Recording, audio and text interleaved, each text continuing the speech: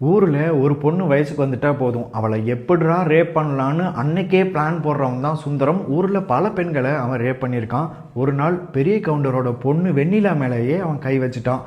பெரிய கவுண்டர்னால் சாதாரண ஆள் கிடையாது. ஊரே அவரை கண்டா பயப்படும். சும்மா ரோட்டில் தண்ணி அடிச்சுட்டு சீட்டு விளையாடுறவன் கூட பெரிய கவுண்டரை பார்த்தா போதை தெளிஞ்சு பயந்து எழுந்து ஓடுவான். ரோட்டில் போகிற கழுதை கூட பெரிய கவுண்டர்னால் பயப்படும்.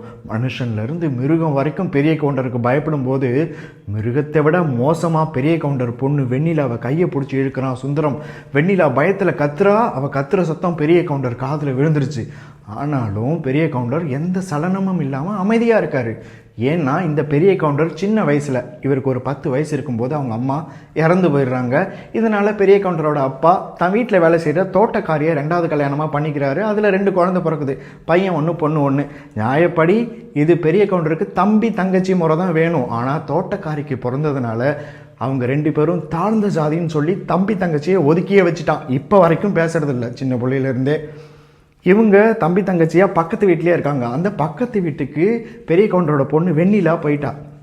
அந்த வீட்டிலேருந்து ஒரு பூனைக்குட்டி இந்த வீட்டுக்கு வந்தால் கூட பூனைக்குட்டி கூட தாழ்ந்த ஜாதின்னு சொல்லி அந்த பூனைக்குட்டியை சுற்றுவான் அவன். அப்பேற்பட்ட ஜாதி வெறி இவனுக்கு இருக்குது. தான் பொண்ணு இப்போ அந்த வீட்டுக்கு போனதுனால அவள் இனி எனக்கு பொண்ணே இல்லை அப்படின்னு சொல்லிட்டு அவன் இங்கே இருக்கான்.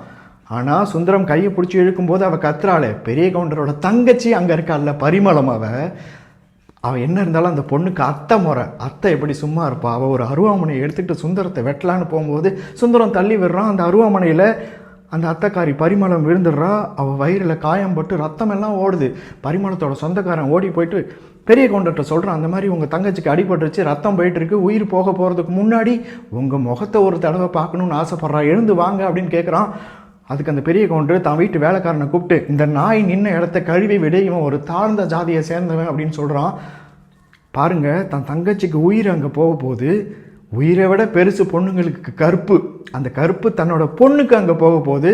இந்த 2 விஷயத்துக்கும் இவனுக்கு சலனமே கிடையாது. ஜாதிங்கிற போலி கௌரவத்தை நெஞ்சில் சுமந்துக்கிட்டு அவன் அங்கே உட்காந்துருக்கான். ஆனால் தான் பொண்ணு வெண்ணிலாவை வயிற்றில் சுமந்த ஒரு அம்மா இருப்பாள்ல, அந்த பெரிய கவுண்டரோட மனைவி, அவளுக்கு இதை தாங்கிக்க முடியுமா? 20 வருஷமாக தான் புருஷனை எதிர்த்து அவள் பேசினதே கிடையாது. புருஷன் ஒரு சொம்பில் தண்ணி கொண்டு வான்னா கூட அவளுக்கு கையெல்லாம் நடுங்கும் புருஷனை நினச்சி. அப்பேற்பட்டவ புருஷனை எதிர்த்து இப்போ பேச போகிறா.